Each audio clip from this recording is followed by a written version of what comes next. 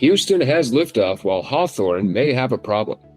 The Artemis II launch was conducted successfully on April 1st, bringing humans back to the lunar environment for the first time since Apollo 17's last mission in 1974.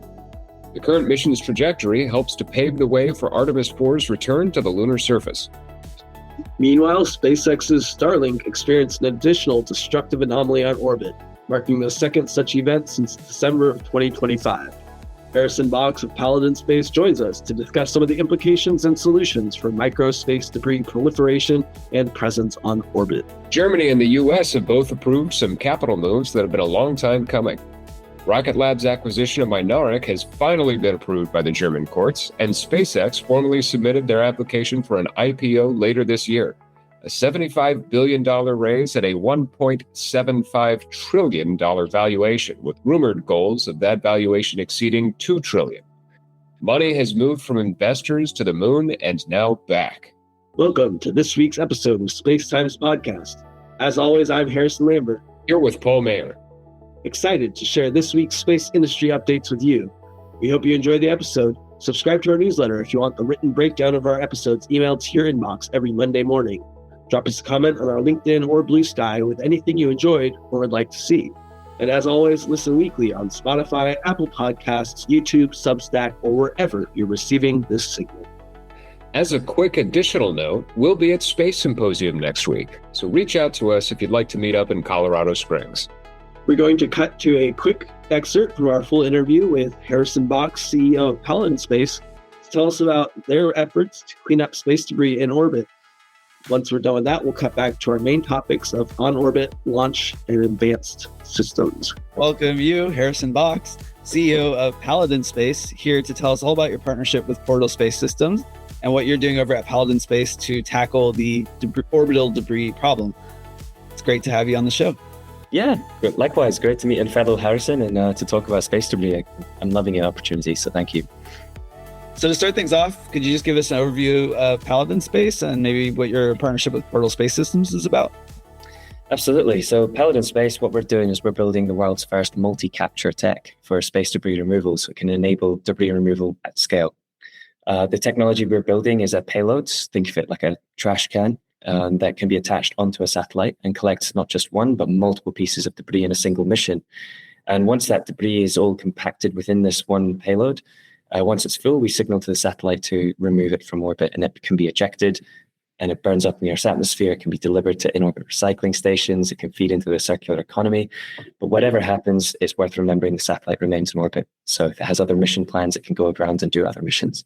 So our partnership with Portal Space is that we build the payload, Portal builds the highly maneuverable bus, and as a result, we can go jointly together and sell this business model called debris removal as a service.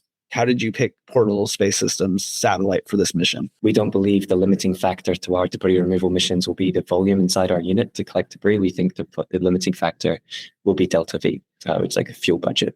So with Portal Space, we kind of have that taken care of.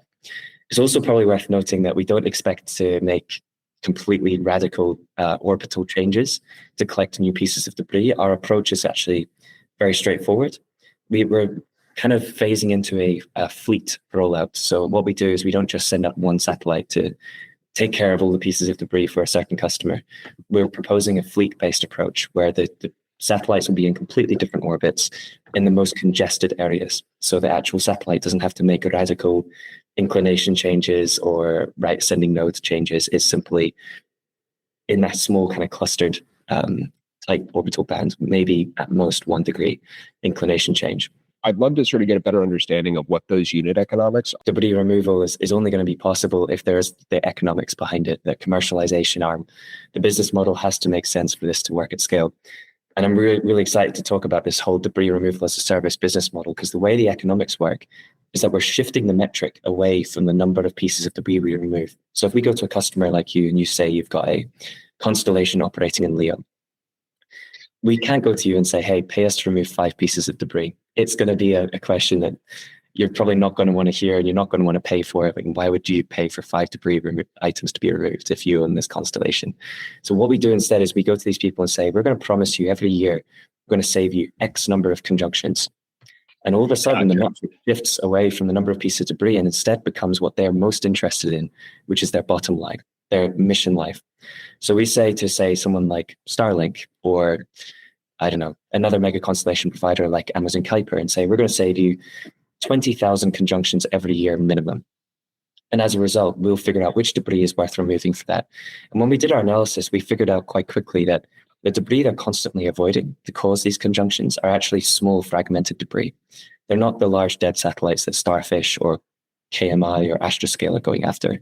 They're actually fragments from previous collisions. Sure. So as a result, we then looked a bit deeper and said, okay, well, if we've got two bits of fragments and we got this one and this one, turns out they're avoiding this one 500 times a week, but this one only one time a year. So very clearly, we're figuring out, okay, these are the ones to go after. And what we do with our mission modeling software is we categorize where all these pieces of debris are, the ones that are mostly avoiding, and then we cluster them so we can figure out where they are in a very tight orbital band. So the satellite is carrying us doesn't have to move around too much. And as a result, our unit economics basically become a metric of how much fuel life we're extending them. And that can be dollarized pretty quickly. We can say, okay, well, if one collision avoidance maneuver takes you 5 kilometers up, you turn the satellite 5 kilometers down, you're using argon fuel and your satellite is 800 kilograms. We can very quickly figure out exactly how much cost that is costing them to make that collision avoidance. So if we say we're saving them 20,000, then boom, we've got a $150 million saving per year. What we want to be able to do in the future is feed this into the circular economy. So what we want to do at Paladin is develop this so it can be integrated with in-orbit servicing stations, so we can deliver the contents to them for in-space manufacturing. Or perhaps the moon base is the really big topic of conversation at the moment. Where do you think the moon is going to get all its resources from? There's 9,000 tons of debris in orbit as we currently speak right now. So in like 5-10 years, can you imagine how many tons there will be then? So for us, we want to be able to build our own satellites to integrate into the circular economy a bit more. Not just to be sustainable, but it's just a great revenue model as well. If we can start recycling as another revenue stream. Interesting. Exactly. And we'll aim to try and make our satellites refuelable as well. So we can basically dock with that servicing station, give them the contents to recycle, refuel our satellite, restock the empty container, and then continue on our mission. That's the end goal. Do you see this kind of model for partnership fitting into the long-term business plan? Because I know you said your plan is to build your own satellite, operate your own fleet, but I could also see this being like a payload, like a secondary payload for some orbital transfer vehicles that maybe have like primary missions, but when they're floating around or waiting for refueling, they can go and capture some debris while they're at it and use your payload for something else. Is that kind of a model you've thought about? Yeah, absolutely. I mean, Portal is going to be a great one to work with initially, and this could still be going long term. But I mean, the other thing that we want to try and promote here is that this tech can be used by defense as well to capture a variety of different threats and maybe even perform retrieval missions as well. Because as a result of this payload being essentially a box, it can be protected. There can be shielding put on this box for custom defense mission. They can capture things in orbit like a fragment of a server or a part of a satellite from an adversary state. You can capture that and bring it back. And that's, that kind of business model for us doesn't require any partnership with any bus provider. We simply give the payload to defense who already have the satellite doing the RPO, and they've now got this tool in their belt. And this is a really kind of awesome thing about our business is that we aren't selling a full satellite right now. We can sell this as a payload if we want to. It gives us that kind of flexibility because sometimes defense doesn't want people to know what the operations are that they're doing. They simply want the capability to capture anything. Yeah. And what they capture, that's not for us to decide. So we can work with them and give them the capability for that. And that wouldn't be a partnership with Portal. That would just be us working in defense.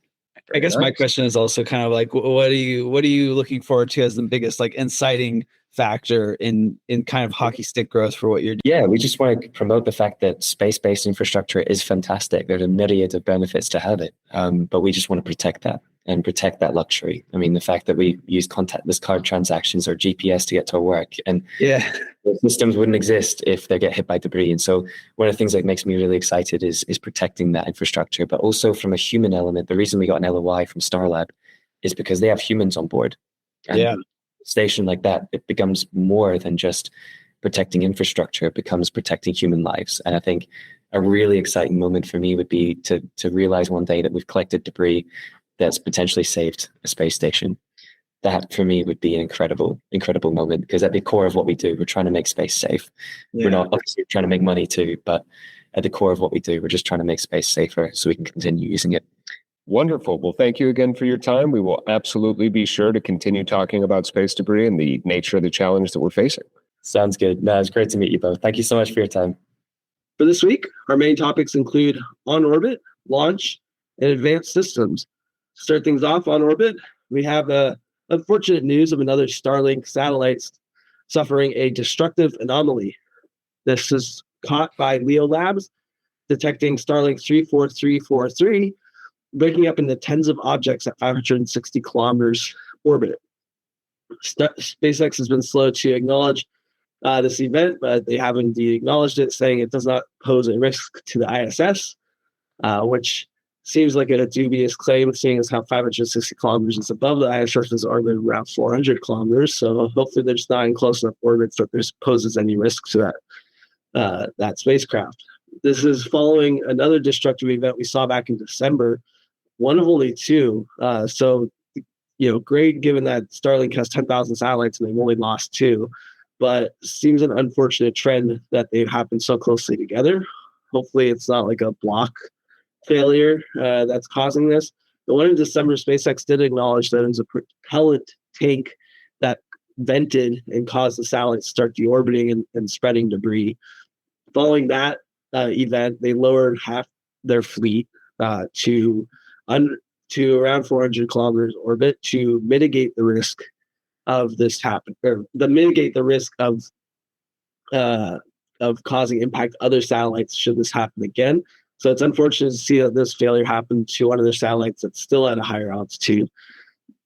Since SpaceX hasn't really acknowledged it too much, there isn't a clear indication as to what exactly caused this, but Leo Labs said that it looks more like it's a internal failure, such as a energetics failure, like a battery blowing up, than a collision with another piece of debris. So not a great trend to see. Definitely not helpful, contributing to the debris situation in space. And it will be interesting to see what SpaceX does for mitigation coming out of this anomaly.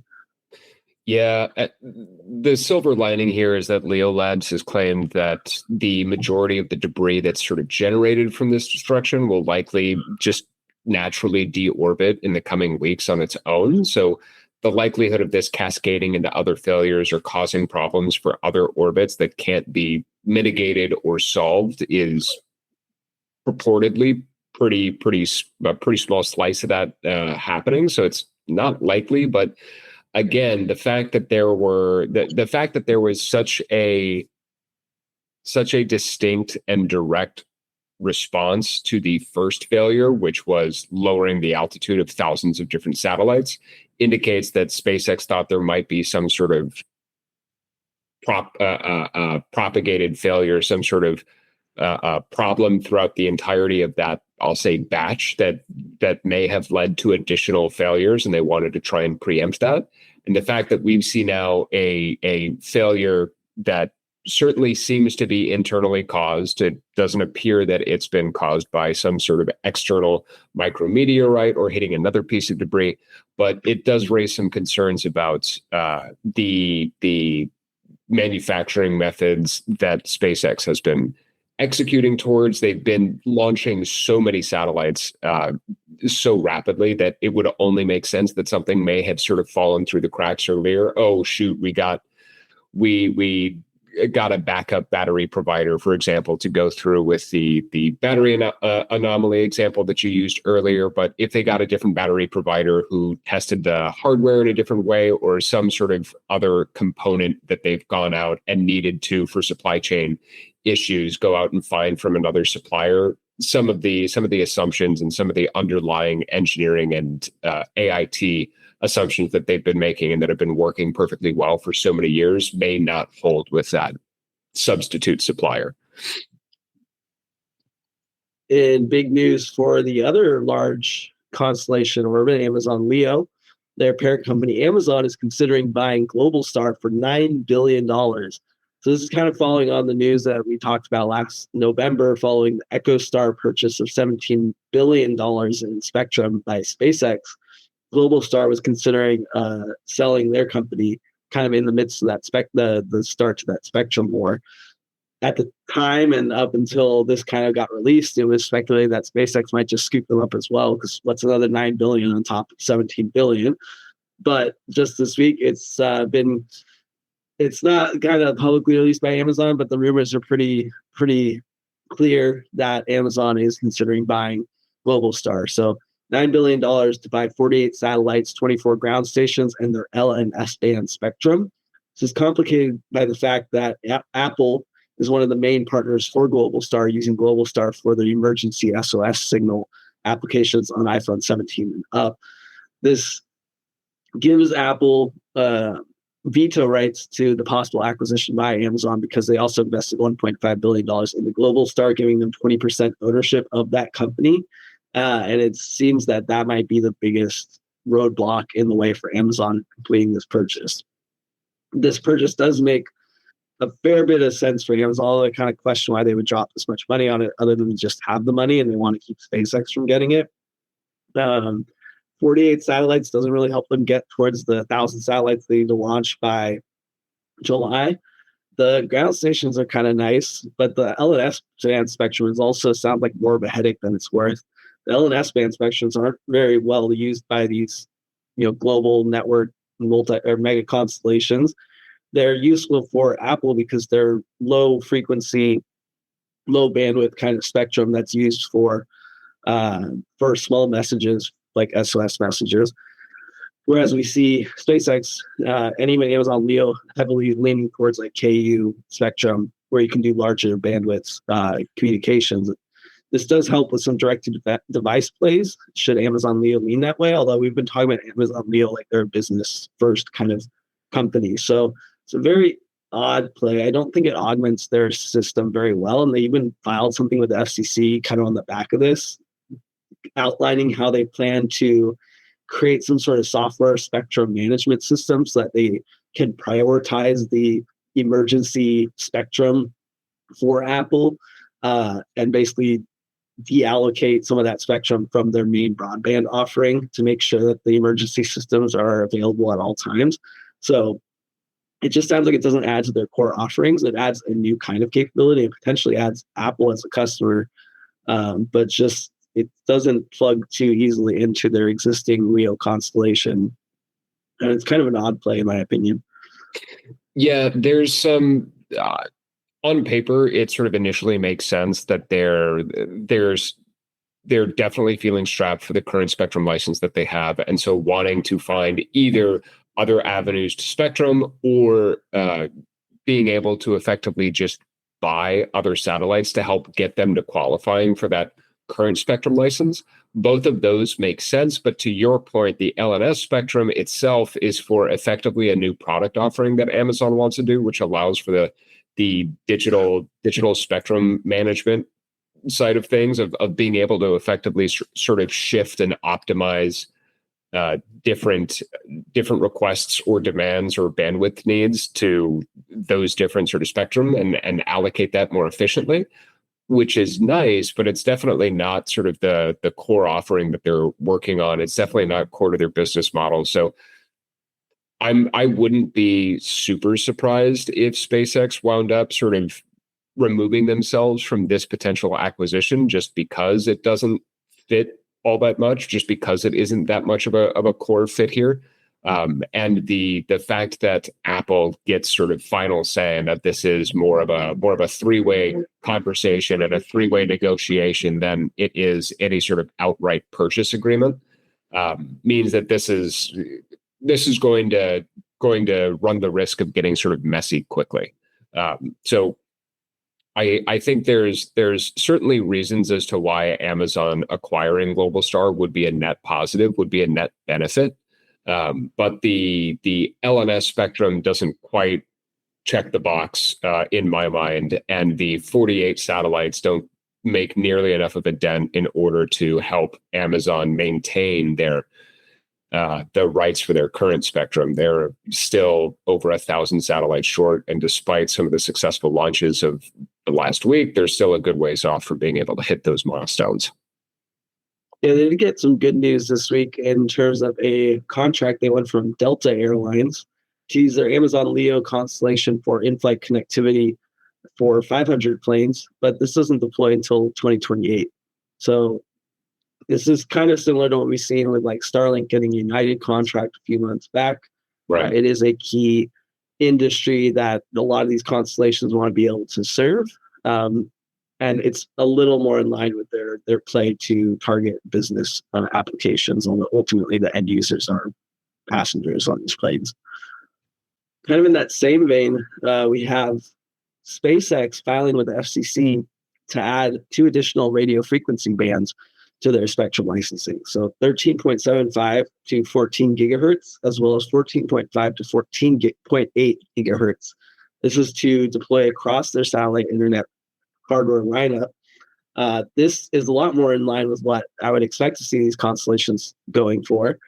These are square in the Ka band frequencies, so high throughput bandwidth for their core offerings. This is kind of on the back of a lot of FCC filings they've been doing recently to increase the total bandwidth allowed from their ground terminals, their mobile ground terminals, to their satellites. And the way this is looking is that if they're granted this license, they can immediately apply it to their terminals and see a 4 times increase in their uplink capability, which right now they're looking at around 20 megabits per second uplink with around 100 megabits per second downlink. This would up them to a symmetrical uplink downlink and unlock some more capabilities for them. So given that the FCC was willing to play ball with them on increasing the radiated power of their terminals, it's possible that they're willing to grant them these additional licenses. This would be a huge win for them, as it's valuable spectrum that they don't have to spend billions of dollars to buy. But it'll be interesting to see if the FCC just grants it to them or if there's some other conditions tied to it. I doubt they'll have some of these launch conditions like Kuiper or Amazon Leo are seeing, since they've already deployed thousands of satellites. But it could just be that they're going to make them jump through a few hoops in order to get it. On the government side of things, Raytheon got a $45.3 million increase to their GPS ground system contract named OCX. This is extending the total contract value to $8 billion. This is similar to what we saw a couple weeks ago when they got a couple billion extra for their mobile ground stations, but this one has some more negative connotations to it, as the OCX system is a long beleaguered contract under the U.S. military for Raytheon to develop a ground station management system for the next generation GPS capabilities. This contract was signed back in 2010. It was supposed to be delivered in 2016. So if I'm counting right, that now puts them 16 years. It puts them 10 years behind schedule. They did deliver it last year, but upon receipt, the U.S. government said that it wasn't performing as needed. RTX, formerly known as Raytheon, has disputed that claim, saying they thought it worked when they delivered it. So it sounds like the government is willing to continue working on it by giving them this extra money. The system as a whole is meant to increase the capabilities of the GPS system, using these next generation GPS satellites, of which the U.S. government's launched 30 of, to improve frequency hopping and beam steering capabilities to counter GPS jamming technology, which has seen an increase with all the conflicts around the world as of recent. So this technology is really key to get working properly, which is probably why the government's willing to continue spending money on a problem that they've claimed has just been a mismanaged program.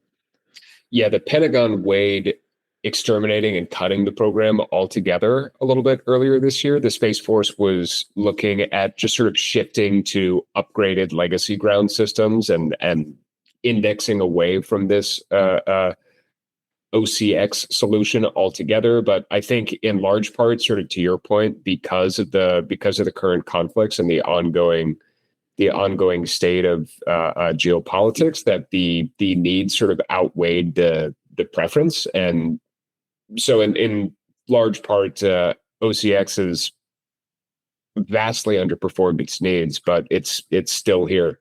So, a little bit of egg on everyone's face, but hopefully this contract extension is able to get Raytheon's capabilities and OCX back up to where it needs to be.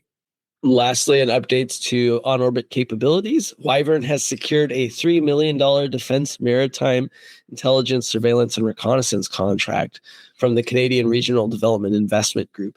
This $3 million is part of a larger $380 million three-year contract instrument that Canada is using to develop out more of their on-space capabilities, and is a huge boon for Wyvern, who already has 5 imagers on orbit.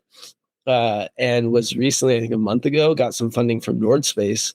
And so more money to help them develop more capability out of their existing on-orbit assets is great. This is going to be targeted primarily towards maritime tracking and surveillance technology. Yeah, this is one of, I think, 3 different instances that we have this week of Canadian national sovereignty in space, of that being a nationwide priority for the Canadian government. So very much following what we've seen both at the European level and at the individual state level within Europe, that Canada is very much prioritizing standing up their own space for both economic and security reasons as well. Moving over to launch, most importantly and most fun, Artemis 2 has officially launched. The successful launch was conducted Wednesday on April Fool's Day, not a joke, and is currently in the process of sending the 4 astronauts, Reed Wiseman, Victor Glover, Christina Koch, and the Canadian Space Agency's own Jeremy Hansen, on their circumlunar test flight aboard the Orion spacecraft.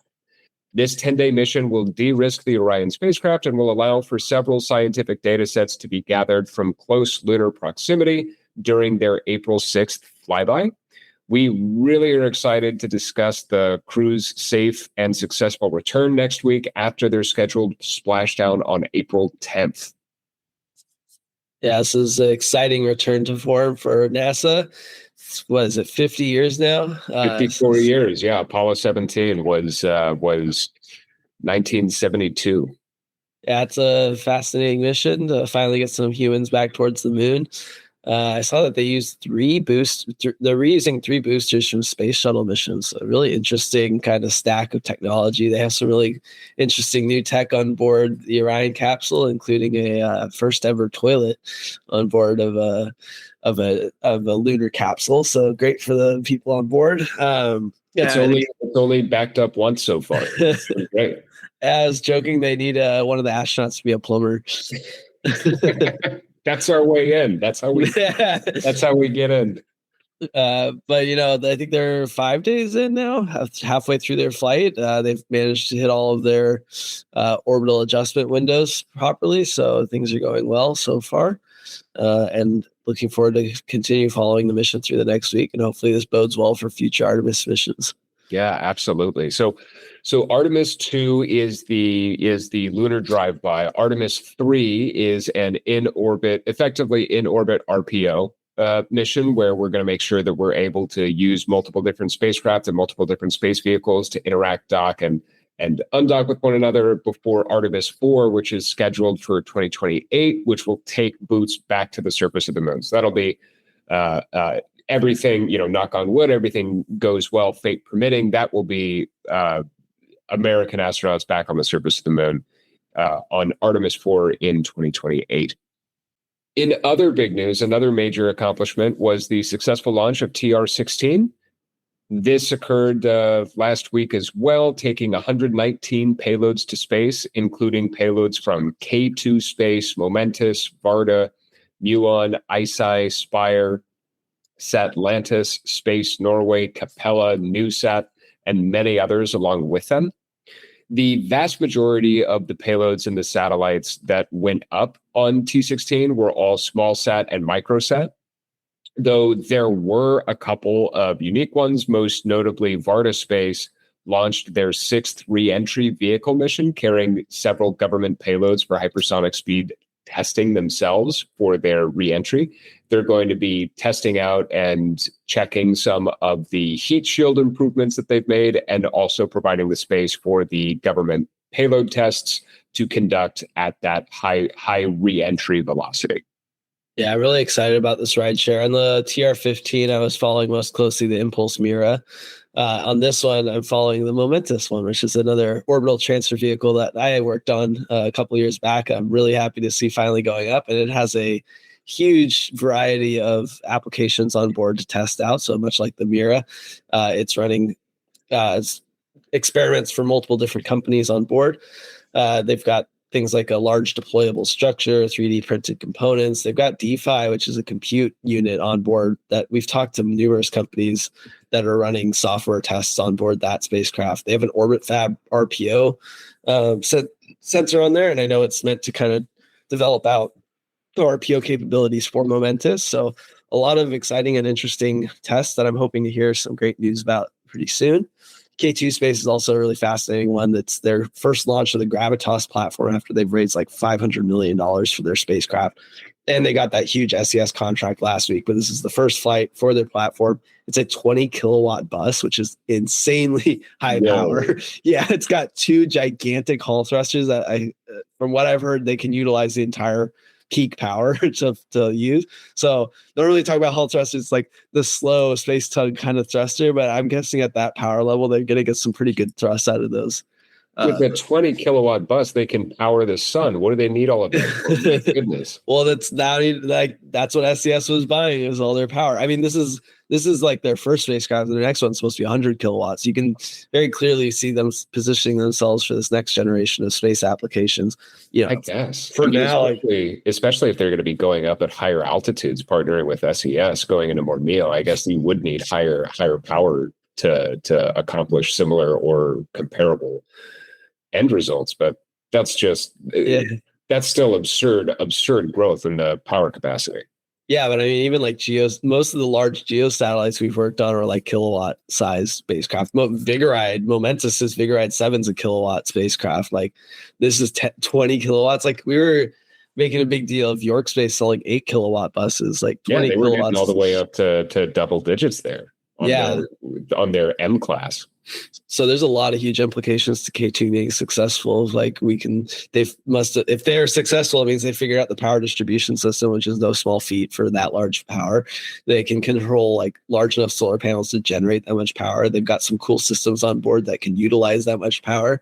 And if that's all successful, they're off to the races in terms of just selling that kind of capacity to anybody that could want it, which, when you start to think about those levels of power, is really interesting to think about, like high power communications.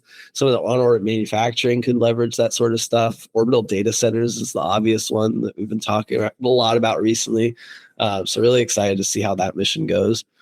Vantor Space, as you mentioned, they're testing out some new heat shield technology. They're running a test for, I believe, the USSF to do some hypersonics re-entry kind of testing, which will benefit both them and the USSF. So that's great to see. And 3 of Muon satellites are for Sierra Space, testing out some communications capabilities. So that's really interesting in the context of the PWSA, since Sierra has some contracts there. And the 4th one is apparently like a tech demonstrator for Muon. So great to see Muon kind of testing out some new stuff, getting some customers on orbit. They've got a lot of interesting programs, but their flight heritage is still early days. So great to see them deploying some stuff on this mission as well. Yeah, I think what I might be most interested in specifically with T16's launch is the Capella Space, interesting asset that's going up. Because if memory serves, they really haven't put too many assets up since being bought by IonQ back in 2025. So this would represent effectively, if memory serves correctly, their first new asset going up after being fully folded into the quantum, the quantum chain that IonQ was trying to build out and establish. So I'd be very interested in seeing what they're able to deliver and what they're able to execute on towards that sort of end-to-end quantum vertically integrated solution they've been focused on so much. Yeah, it would be interesting to dig into. I think they launched 2 on TR-14, but I kind of wrote it off as like holdover contracts from before they were acquired. But this is far enough down the line that it's likely related to their parent company's aspirations, whether that's some sort of quantum satellite or just another contract they signed in the meantime. Would be interesting. Moving to the other side of the world, CAS Space, the Chinese launch company, has successfully launched their Kinetica 2 rocket, making it into orbit. So they managed to do this on their maiden voyage. The Kinetica 2, or Lijian 2 launch vehicle, was successfully launched earlier this week. Unfortunately, that launch success went in tandem with the Tianlong 3 rocket's failure, which occurred either at the end of stage 1 or at the ignition of stage 2. Space Pioneer hasn't really revealed all that much information about it, but they experienced this failure after, I believe, one of the nozzles blew out during initial ignition. So it didn't start off great, but it was still potentially functional. And then during that sort of transitory period between stages 1 and 2, taking over, the entire rocket failed. Yeah, that was a fun failure mode. But unfortunate. I thought Space Kinetica, or Cast Space's Kinetica, was going to break the streak of Chinese rockets failing that we saw a lot in like the first 2 weeks of the year. But it's still great that Cast Space was able to get off a successful launch. It's a pretty capable rocket. I put it probably in the small lift arena. It's 8-ton lift capacity, which is not small, which is why I hesitate to call it small lift. But it's pretty significant. The reusable rocket, it will lift 8 tons. They launched the Qinzhou capsule on that one, so they're able to get that on orbit. It's going to be running tests. It's a cargo capsule, kind of like the Cygnus, and they're doing some interesting stuff, like some tests for human tissue growth on orbit. So that's neat. The Tianlong 3 is probably a more interesting story of like, this is a huge jump from the Tianlong 2, which they've successfully launched once. It was a 2-ton lift capacity, which is definitely a small lift launch rocket. The Tianlong 3 jumps them all the way up to 17-ton lift capacity, which I would put that as a medium lift rocket. That's a huge jump. And 3 years since their last attempt from this one. So it's unfortunate to see that, not go too well. Yeah. And this is the company that did the not so static fire of their rocket. So they're just getting a whole cornucopia of failure modes. Yeah, I think it interesting. So China has stated that their goal is 140 successful launches this calendar year. And as we've sort of already alluded to, their space launch providers have had sort of a rough start. They've had a rough go of it, but Kinetica 2 getting up there, Kinetica 2 succeeding on its maiden voyage is certainly a step in the right direction. But the majority of the various launch providers that Canada has been developing in parallel still have some work and still have some maturing to do to be able to actually meet up and in aggregate meet that demand and meet that goal that they've set for themselves. Additionally, back stateside, the Atlas V has successfully conducted the Leo 5 launch, putting 29 Amazon Leo satellites into orbit. This is both the most payload by terms of satellites and by terms of mass that an Atlas V rocket has launched. So they are pushing the boundaries of everything that they've done to be able to get as many Amazon Leo birds up on orbit. And Leo 6 is currently scheduled to go up on April 27th out of Cape Canaveral, pending approval, but no reason to expect that wouldn't be approved. So Amazon is doing everything in their power to put as many satellites up on orbit by their June deadline. And it really is just going to depend on whether or not them getting another 50 or another 150 satellites on orbit is able to actually move the needle for the FCC, and whether that's going to allow them to keep the spectrum rights that they're going to fall short of their, I believe, 1,600 satellite mark that they need by the end of June. But we'll just have to see if they're able to move the needle and make enough progress to keep that extension. Yeah, they also have a third launch with the Ariane this month. So they have 3 launches, but even then it's less than 100 satellites. So I saw the math recently on like how many they can get up in a year, and it's like 500, which is why they're doing a 2-year extension. Is like their calculations. It takes 2 years to get another 1,000 up. Just like, I don't know how they're so far behind. There's no way they're getting the number up by July. So FCC has to extend this if Amazon has any chance of getting Leo operational. But as we talked about last week, like now they're in a fight with SpaceX over at the FCC to like allow for that extension. So it's great to see them still, going full steam ahead with their deployments, but hopefully it's not all in vain, and they're able to, get their licensing squared away. Yeah, hopefully.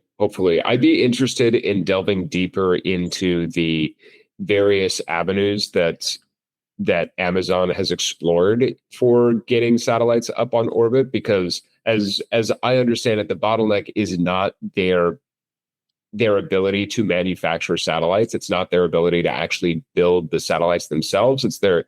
It's the ability for Amazon to get seats on launch providers putting them up.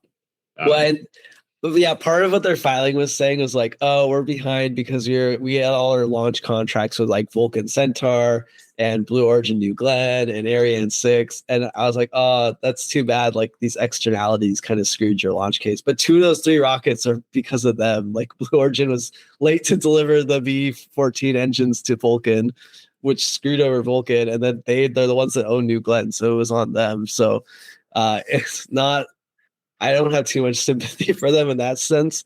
And they did end up having to buy 10 more launches with Falcon 9. So SpaceX is kind of benefiting from that. I was actually curious whether SpaceX would actually sell them those launch capacity. But I mean, money's money, I guess, at that point. Right. I guess I meant more not so much that they haven't been able to provide their own launch capacity. I meant more like, what other sort of launch providers outside of Ariane, outside of New Glenn, outside of the Falcon, like what other ways could they have pursued to potentially try and get more satellites up onto orbit, even if it's with more sort of dedicated 1-to-1 or 2-to-1, with more dedicated smaller launch vehicles that wouldn't help them really achieve the scale that they need, but would at the very least sort of signal, hey, we're knocking on every door to try and get this done. Have they tried spin launch? There's always money in the banana stand. Additionally, ESA has finally launched the first Celeste for their LEO navigation layer. So this was launched out of New Zealand on Rocket Lab's Electron, and the mission's purpose is to test the creation of a complementary LEO layer for Galileo. Galileo is Europe's sovereign GPS and PNT satellite constellation. And this is something that they've been working on for a while to stand up sort of resilient PNT and GPS solution, though Galileo does currently plug into basically any and every other GPS and PNT satellite constellation on orbit. Both domestic American and Russian satellite constellations are able to work with Galileo as well. Yeah, it's a cool trend. I feel like it's been increasing recently, especially with Zona Space Systems' $170 million raise last week. There seems to be more of a focus on developing this PNT solution. I think the GPS stuff is just kind of in the background most of the time. Like it's always being constantly improved to just get better systems. But with the increase in GPS denied environments, I think the resiliency aspect of this has been growing in demand. And yeah, we see that in America and Europe. China has their Baidu constellation. Their Gen 3 is already capable of a lot of this stuff. So I don't see them so much announcing these kind of improvements because they kind of baked it into their base system. I think mostly because they deployed later than like Galileo and GPS. So they don't really need to improve and have block improvements the same way we do. Yeah, GPS resiliency and GPS and PNT data resiliency is proving to be one of the major driving forces for both commercial and defense purposes. And so there are at least 1 or 2 other companies that are working on this that have also made some pretty sizable fundraising announcements recently. And I do expect to see this trend growing, especially when you talk about like robotics and drone technology. Like China, a lot of the stuff that China is putting on display about their Beidou constellation is like centimeter level accuracy for GPS location services for like phones and robotics and drone technology. So I think there will be an increase in demand for the rest of the world as they kind of improve out their technology. Because I think on that front, China's a bit more advanced than most of us in terms of robotics and drones. The last of our main topics for today are advanced systems. So this week there's been a lot of announcements for technology that falls outside the traditional sectors of our industry. One of the more popular topics that's been growing is orbital data centers. And to that end, Phantom Space announced that they bought thermal management technologies this week to bolster their capabilities for their Phantom Cloud technology. So I found this a very interesting purchase. Thermal management technologies is a strong backlog of customers. They've been around for a while. They build thermal management systems primarily for satellites. At least that's the products I know from them. And this is kind of outside of the scope of Phantom Space's stated purpose. Phantom Space is supposed to be a launch company. And a few weeks ago, they bought Vector Space assets, which Vector Space was Jim Cantwell's company before Phantom Space. He's a former SpaceX engineer. So he first attempted this with Vector, and now he's doing this with Phantom. So he's just kind of grabbing some of the IP from there. And it seems like he's making plays across sectors, launch and on-orbit capability. It's an interesting play. It's very parallel to SpaceX's build out the rocket, then build out the satellite infrastructure. But to do it all at once before they have a operational rocket seems kind of like spreading oneself thin. And giving this capability to them, could give their cloud orbital data center capability some unique value. But I think ultimately it's going to matter if they can get the rocket working. That gives them a bigger capability over some of the smaller orbital data center competitors like StarCloud, which we talked about last week, and Aetherflux talked about last week. So I don't know whether Phantom Space is going to continue this buying spree. It's an interesting trend for them, seeing as how I would expect them to stay focused on getting a rocket to the launch pad. But if they want to, in parallel, develop out the satellite technology, would maybe see them launching some satellites on other launch providers while they continue working on the rocket. Yeah, I think I agree with you on basically every front here. Fundamentally, I'm fairly concerned by this announcement from Phantom Space because they raised a whole bunch of money to go out and become a differentiated launch provider, to go out and to tackle their core competency and their core area of expertise, which is launch itself. They have, since doing that, now gone towards effectively chasing the orbital data center market, which itself really hasn't existed for more than like a year or two. Orbital data centers only really arose once the novelty of creating nuclear reactors terrestrially to power massive data centers sort of got shut down from a regulatory perspective. So that's the point, being that this is like 8 months. 8 months ago, this has been going on, and they raised their money well more than 8 months ago. So this is not something that they could have possibly been designed from the ground up to do.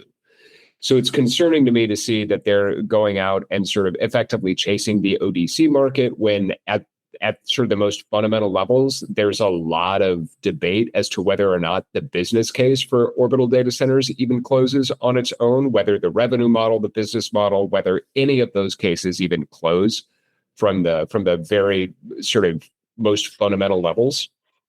And so I'm a little bit concerned as an investor, as an operator. I'm a little bit concerned that a company is sort of chasing something that they don't necessarily have a technological moat or a core competency in, when that sort of market or industry potentially has so many headwinds as it's not viable to, potentially speaking, it's not viable to actually pursue orbital data centers if you're not end to end fully integrated from the get-go, which asking a venture-backed startup to do that all in one go, asking them to go really wide and do launch, do orbital data centers, do the transportation, do the entirety of the mission ops layer, to do all of that in one go is in parallel is an impossible task to ask. So on the quantum side of things, Redwire was awarded a contract to deliver a quantum secure spacecraft for Europe's QKDSat. So it's their quantum key distribution satellite consortium. They will be delivering their Hammerhead spacecraft in a consortium with across Europe with Craft Prospect, British Telecom, QT Labs, Honeywell, and others. This is a trend we've been seeing pop up in Europe. I hesitate to call it a trend because we've seen it pop up a couple places. There's a broader push for quantum capability, but it seems to come in fits and spurts. The most recent one we talked about was Mynaric demonstrating their quantum key distribution capability, although I haven't seen any mention of optical communication in this consortium, so I don't know how that necessarily plays in, but given that this uses photonic coupling, like I imagine they have some sort of optical technology, and Honeywell does have their own optical communication systems. I'm guessing that's where it comes into play. This is a pretty key technology in terms of next generation communication layers. As a little bit of background, quantum key distribution just uses quantum coupling to distribute the decryption key for traditional communication encryption. So in a way that can't be intercepted or spoofed or allow access to encrypted data by anybody outside of the intended recipient. So I like seeing this technology. I think it's key for our next level of capability. I know we talk about like IonQ and stuff. So it's great to see Europe kind of putting some money behind developing this capability because I think it's critical for communication systems in the future. Aspect Aerospace raised $2.4 million this week for a VLEO swarm of satellites. This is a $1.9 million direct to phase 2 SBIR, as well as $500,000 in pre-seed investment from SOSV. This is a spinoff company out of a university developing a platform that can deploy what they're calling chipsats. So, they propose this as a novel solution for deploying large-scale observation systems on demand. This is interesting that they phrase it as a VLEO swarm because basically the concept is they have one satellite that's parked in orbit. It contains hundreds of microsatellites, little chip-sized satellites that on demand they can deploy into a scattered kind of constellation that can do different types of data capture about ground targets. So traditionally we've seen this with like communications, although I suppose you could do it with observation payloads as well. Most likely it's for comms. This has been done before, like Texas Instruments chipsat, like a couple decades ago. I thought it was really cool technology back then. I don't like the debris implications. So in that sense, VLEO is good. Keep it down low or it'll deorbit quickly. But it'll be interesting to see if another go at this kind of architecture is more successful. I think the main downside to parking it in VLEO is that you can only store it on orbit for so long before you have to deploy it, or else you lose all the value of it. I mean, a couple of quick thoughts here, but the obvious implications for the defense sector of being able to effectively park a satellite in orbit and then deploy a swarm to another target orbit at a lower altitude are pretty clear. I would not at all be surprised to see similar approaches or architectures developed for the MEO or upper levels of LEO architecture under whatever sort of defense or security guise there would be. But the sort of the second major reaction to this is that the nature of being able to transport and deploy a large swarm of satellites means that they need to be really volume efficient. And so I would be super surprised if these sort of circuit boards, if these chipsats were deployed with optical payloads or Earth observation payloads and were more than just sort of telecommunication, because the telecommunication sort of volumetric footprint is way smaller than that of something with an Earth observation element to it. But either way, it's certainly an interesting development to see Aspect Aerospace reviving the old Texas Instruments architecture and developing it for modern applications. Yeah, kind of to your point, the other news we saw this week in a similar vein was Gravitics receiving a Strat 5 from SpaceWorks worth up to $60 million. This is in conjunction with their contract to fly the Viper OTX with USSF, which is the parent group of SpaceWorks, U.S. Space Force. Their design is more in the vein of what you're talking about, where they have a large spacecraft orbital transfer vehicle, OTX, that they're calling it, that stores a bunch of smaller spacecraft. But in the context of a chipset, these are much larger spacecraft that they're developing. So it's it looks kind of like a revolver with a bunch of rockets inside of it that then go off to deploy into different orbits and then drop off their spacecraft. So it seems much more in the vein of like orbital interceptor trend that we've been seeing. I think they were kind of involved in that late last year, but like their platform as a whole is actually pretty diverse. Like it basically allows them to store this large satellite in LEO that can then deploy individual rocket-based satellites to get into other orbits and deploy capability that way.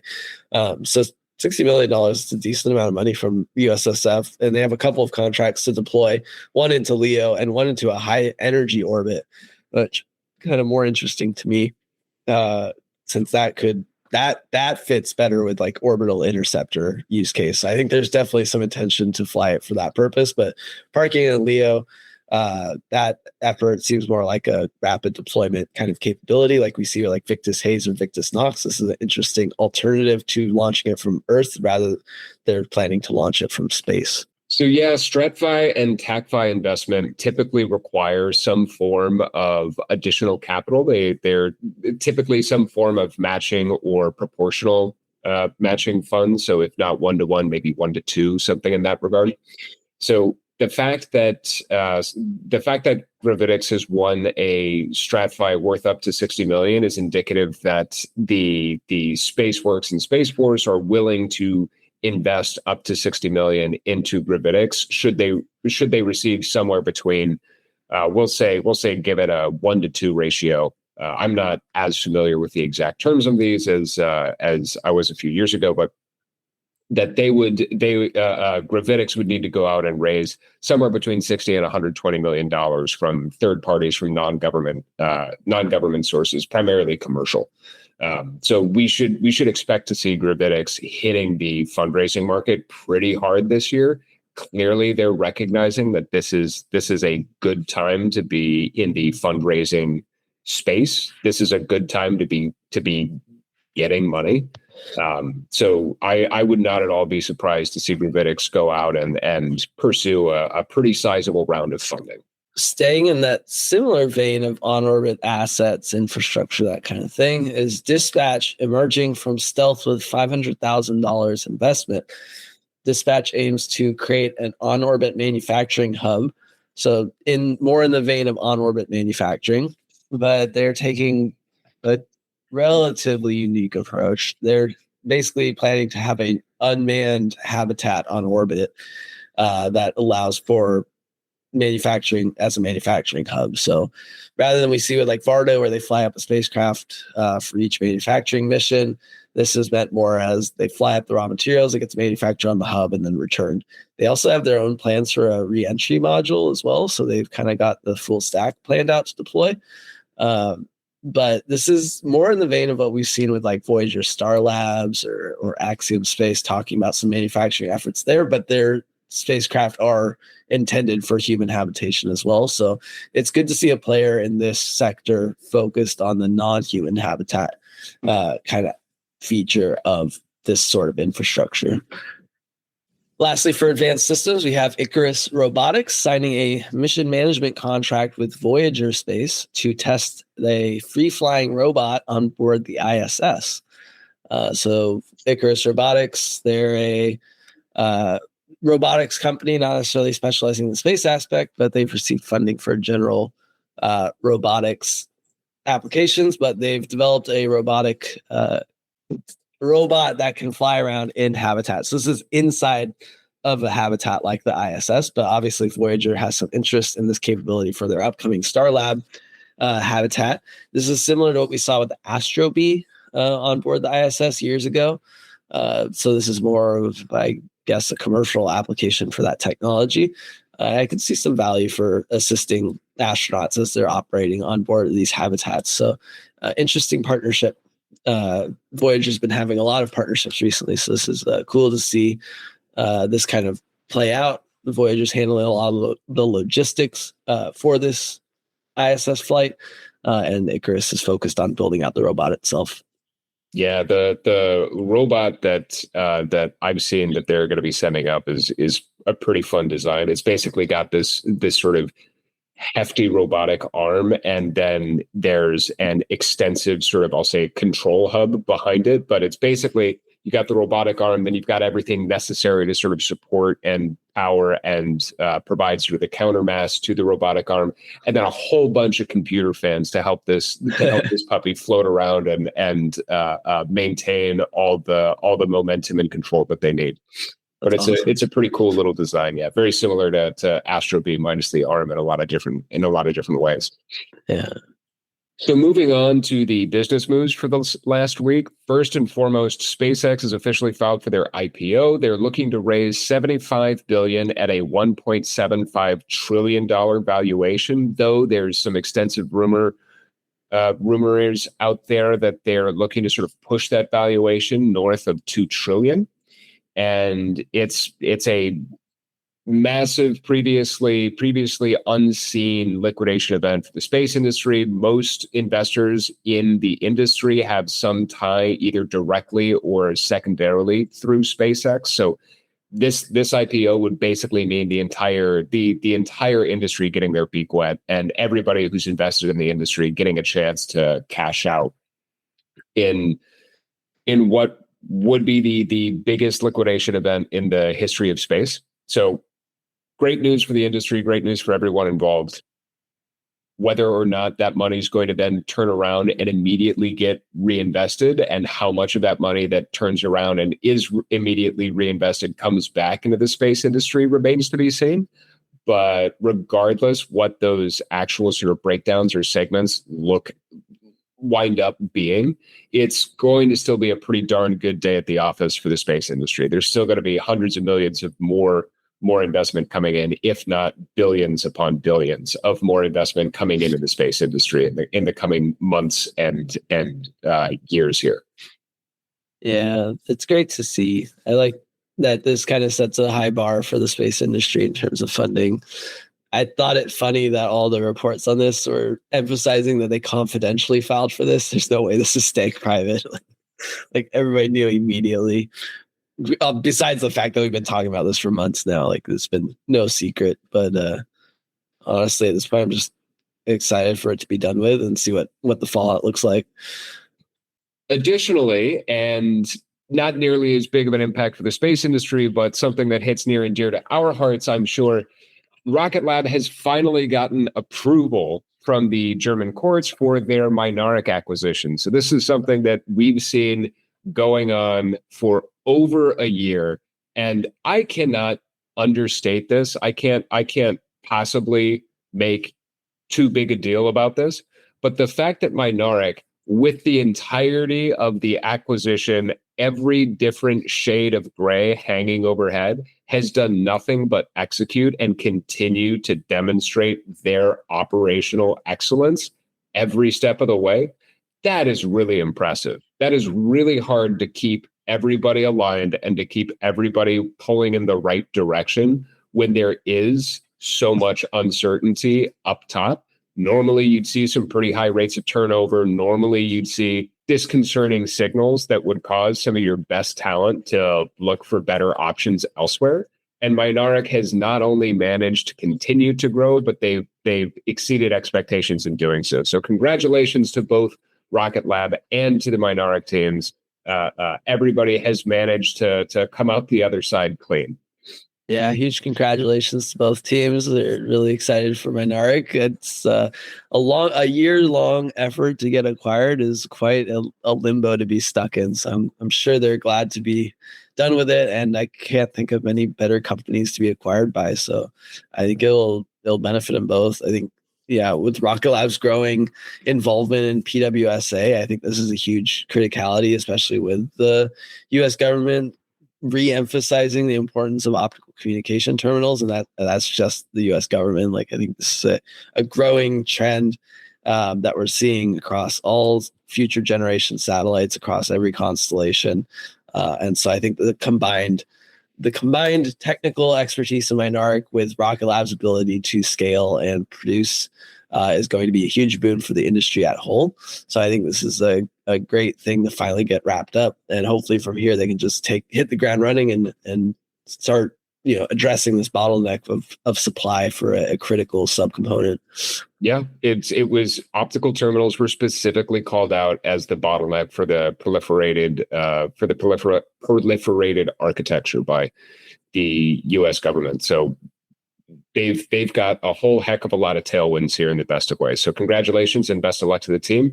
The silver lining to that really drawn out and extended courting process is that everybody should at this point already have a pretty good idea of what things are going to look like on the other side of things. I can't imagine that folks higher up at Mynaric and higher up at Rocket Lab didn't think that this acquisition was actually going to go through. So I'm sure they've had plenty of time to sort of get on the same page and make sure that everybody knows what the actual integration and acquisition and roll-up is going to look like successfully. So, it's been a really drawn out process, but on the lighter side, at least the next 3 months will go a lot smoother than they would have been had the acquisition happened overnight. Vantor has won their third National Geospatial Intelligence Agency contract for NEI. This is an additional contract to provide end customers with near real-time intelligence of high-interest assets in space. Effectively, it's space-to-space observation for defense and intelligence. Relatively speaking, it's a small contract. It's, I believe, $3 million. But it's the third that Vantor has been able to do. They've been able to execute on the first two really well. They've been able to solve the latency challenge and provide the information in, like they said, near real time. And if you'll recall, they've already sort of demonstrated the value that they're able to bring to the table by observing and actually capturing the first of SpaceX's two recorded on-orbit deconstruction anomalies back in December. So they were able to capture that, and they've been able to demonstrate that they're able to visually track and observe different Chinese Earth observation and synthetic aperture radar satellites. Additionally, NASA has selected SFL for a project involving 8 solar weather satellites. So SFL is a Toronto-based company that won the contract to build 8 different 150-kilogram satellites as part of NASA's Helioswarm mission, which is tracking solar weather and wind using SFL's Dauntless platform. Yeah, this one's good to see because Spaceflight Labs has a good history of creative systems engineering, and this normally I'd be like, oh, it's just a space weather satellite, but there's an increasing need for better space weather tracking, given that the increase in satellites in orbit is increasing the risk posture of our entire what's becoming an infrastructural layer to Earth applications. So having more satellites on orbit, being able to track the sun and potential coronal events that could cause large damage to all of our space assets is critical. And seeing that they're not just putting up a satellite, but a whole fleet of them to get better real-time tracking of potential events that could damage our spacecraft is great to see. I hope that they're able to develop something that's really able to tamp down the risk here and either better protect the satellites from getting hit or potentially give better intelligence to develop better systems for those satellites. So to wrap up the business moves here, we've got another couple of fundraising announcements. FedDev, the Canadian Federal Economic Development Agency for Southern Ontario, has awarded Kepler a $7 million additional funding round to help further establish their orbital data relay network. Kepler has already launched Tranche 1, which is 10 satellites in LEO leveraging optical terminals to translate or transmit data. The FedDev round is intended to help provide engineering improvements upon Tranche 1 and to help them scale for Tranche 2. So falling in line with the same themes that we've seen of Canadian sovereignty and Canadian space capability wanting to be stood up, very much makes sense to see the optical terminals being prioritized there as well. Additionally, and back stateside, Antares has raised a $28 million Series A round. Led by Westwave Capital and backed by LM Ventures, Antares raised a $28 million Series A to flesh out their digital twin technology and to help mimic and track the missions of all satellite manufacturers and operators. They already have an existing contract with SARSAT-X to develop a 16 satellite constellation in Saudi Arabia, and they are currently pushing BD efforts to help expand into the Japanese market. Additionally, Advanced Navigation has raised a $110 million Series C round led by Airtree Ventures. This is to help further their GPS and PNT data solutions, clearing a path for truly resilient PNT data in the face of GPS-denied environments and enabling a wave of, quote, true autonomy. Yeah, so that last one is interesting because it hits the same vein of like the PNT trend increasing. As you noted, it's a Series C, so they're actually pretty far in.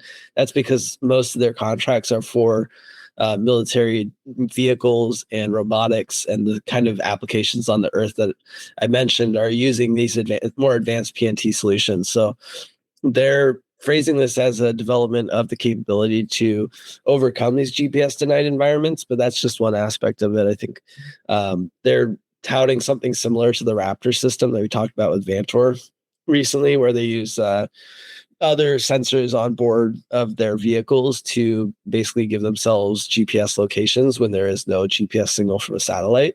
So it's a great capability to see funded because I think it plays well into the expansion we're seeing of LEO PNT solutions and other systems being developed to help make GPS more resilient and bridge the gaps that we have in both GPS denied environments and in situations where GPS just isn't reliable enough for advanced applications. Lastly, for today, we have our tech advances, most of which went to our advanced systems section, but I get to talk about one that I think is particularly cool, which is the Artemis OTO system. So this is obviously part of our Artemis 2 mention, but is one particular system that I wanted to call out because we've talked about it a couple of times over the past few months, but this is one of the more operational instances of it.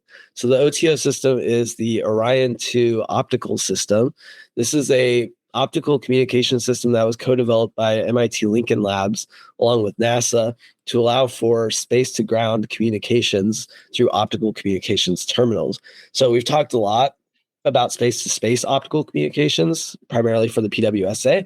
We've talked a little bit about space-to-ground communications, primarily with Kepler, and I think I probably mentioned it somewhere in some of our reporting with regards to the companies like K-Labs, where we had the Officina Stellare, had their ground stations. But for the most part, these have been pretty much prototypes or first of their kind systems. It hasn't really operationalized in any real way, primarily because of weather.